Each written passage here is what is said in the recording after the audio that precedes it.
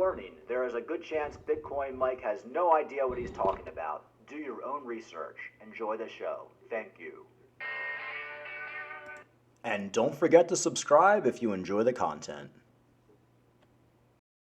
Alright guys, I haven't done a Bitboy video in a while. I really don't know why. I actually do know why. I don't really watch his channel anymore. I kind of watched it for content to make fun of him, and then I just kind of got bored with it. But there is some Bitboy news that we need to talk about, and I think it's really interesting.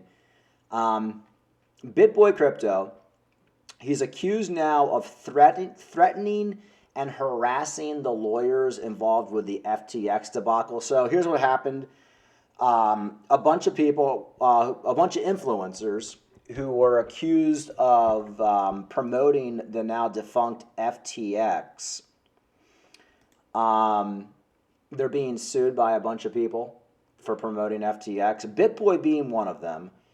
CoffeeZilla actually covered it, and interestingly,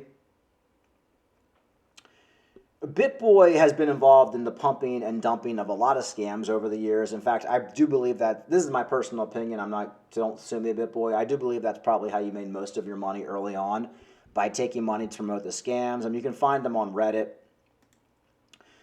Of course, we know the PAMP token, but Bitboy used to take $35,000 to do a review. A live stream mention was $20,000. A YouTube interview, he would do, that would be $40,000. Telegram AMA, $10,000. Website, $2,500. Here's all the scams that got pumped, and you can read them right here. MYX, DIST token. These all turned out to be rug pulls. Zayo Finance, Ethy, which was a rug pull token. Of course, we all know about PAMP. Here's the PAMP token. You don't want to miss this one. I do fair reviews with my team, and I won't promote something that we don't dig deep into, and that's exactly what we did. The way PAMP is designed is great for staking. If you missed out on Tezos or Chainlink, you don't want to miss Pump, if I mean PAMP. Anyway, so he's been involved in all sorts of shenanigans. Now, I will give Bitboy credit. Over the last year, he really has turned himself around and hasn't really done any of the scam pumping. Now, I've made multiple YouTube videos on this. This is my own personal opinion. I believe that Bitboy turned himself around because he lives in the United States. If you live in the United States, you cannot get away with pumping unregistered securities anymore. You can't get away with pumping Bybit. It's all illegal in the United States. You're bound to get caught. And in fact, we all know that Bitboy got an SEC letter, which I predicted 6 months before it happened. I don't know, I guess I'm a god. I said Bitboy Crypto would get an SEC letter, and he got an SEC letter about 5 or 6 months ago. He actually made a video about it, taunting the SEC chairman, Gary Gensler, basically saying, hey, look, I'm not afraid of you, Gary Gensler. Absolutely. In fact, I'm going to play the video because it's so crazy. So anyway, this was 3 months ago. Bitboy got his SEC letter. Here's the video of him talking about it, mocking the SEC. And there hasn't been a peep about this since he got the letter. So obviously there's something going on behind the scenes because Bitboy, has a big mouth. And he has not said one word about this SEC thing, unless I missed it, since he made this crazy video. Which I'm actually surprised he left up. So he does have some balls, I guess. Get back. Excuse me. Terrified right now.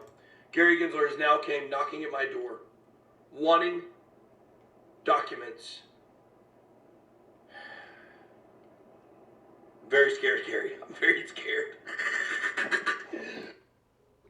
I mean, what a fucking idiot. I mean, can you imagine the SEC is sending you letters and you're just mocking them and making YouTube videos? It's absolutely crazy. So anyway, we all know the history of Bitboy.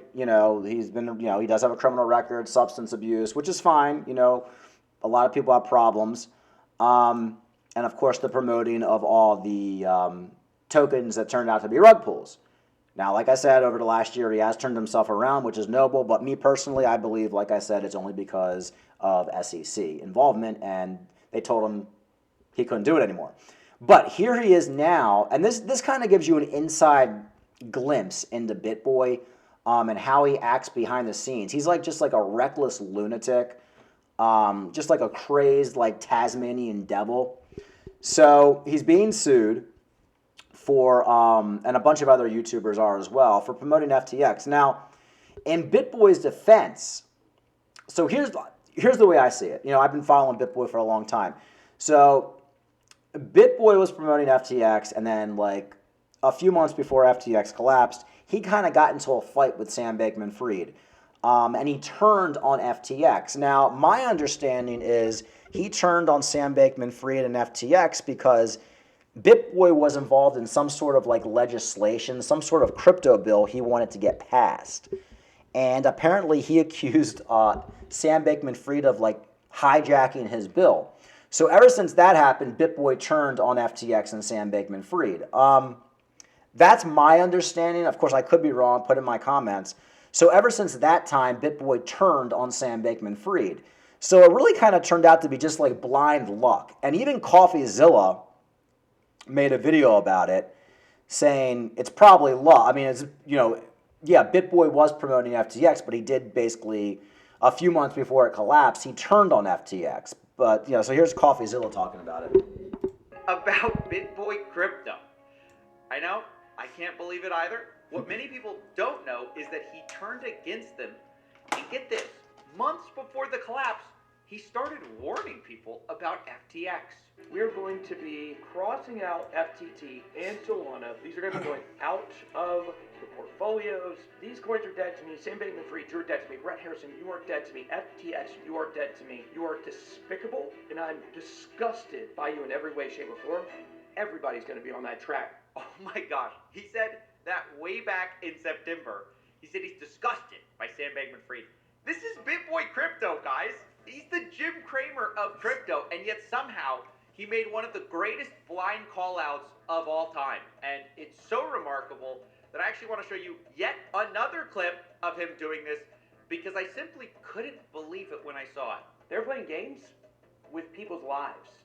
That's not right.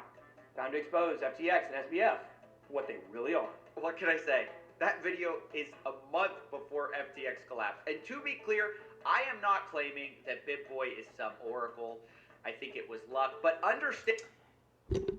Yeah, so there it is. And I actually agree with that. Like I said, I think he got in a fight with Sam Bankman-Fried over the crypto bill, so he turned on FTX, and then it just so happened to crash a few months or a month after that. So my thing with this video is, well, first I want to get into, here's Bitboy. This is like behind the scenes Bitboy.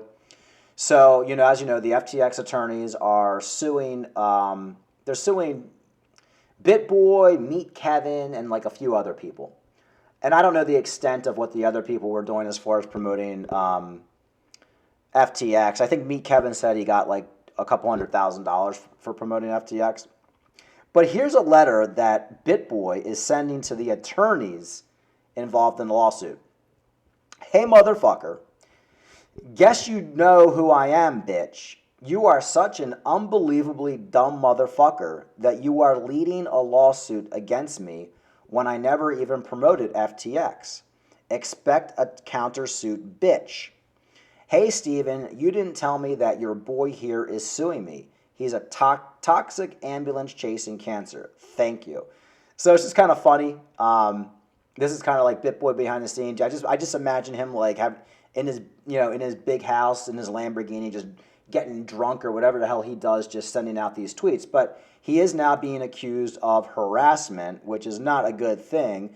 Bitboy Crypto accused of threatening and harassing a lawyer. I mean, you really don't want that. I've always said with Bitboy Crypto, I fully expect him one day to be broke and destitute and lose all his money. And I do fully expect, he's already gotten the SEC letter. I do expect something to come out of that. I was about to say I don't really want anything to come out of that, but I mean, with all those scams, I really think Bitboy just needs to like give back all the money he took from promoting those scams. If Bitboy did a video and said, here's exactly how much I got for promoting all these scams, which is probably in the millions of dollars, and Bitboy seems to have plenty of money, and he says, look, I got $3 million, or let's say I got $2 million from promoting all these scams, PAM token, whatever. Here it is, all going to charity. That would go a long way for me. But, of course, Bitboy Crypto, like I said, I do expect him to one day be broke and destitute. I do expect him to be in the gutter one day, and I do expect SEC litigation. I mean, there's just way too many scams here. You also have the Bybit he was promoting. I don't know. I don't know how he can get away with it, but maybe he will. I mean, the world is a strange place. But we'll see what happens with that. And if he does get away with it, more power to him. But of course, he did get the SEC letter. But regarding the FTX, the way I see it is, out of all the things to go after Bitboy Crypto for, I mean, here all the rug pulls, you know, I mean, they're all right here. The Zayo Finance, the PAMP token. These are all things that he probably took money to promote, allegedly took money to promote. I mean, we know how much he was taking for a review, $35,000. He would do a couple of these a week. Guys making like $100,000 a month just off that. And they kind of picked to go after him for FTX. So as far as the FTX lawsuit, I don't think that's going to go anywhere.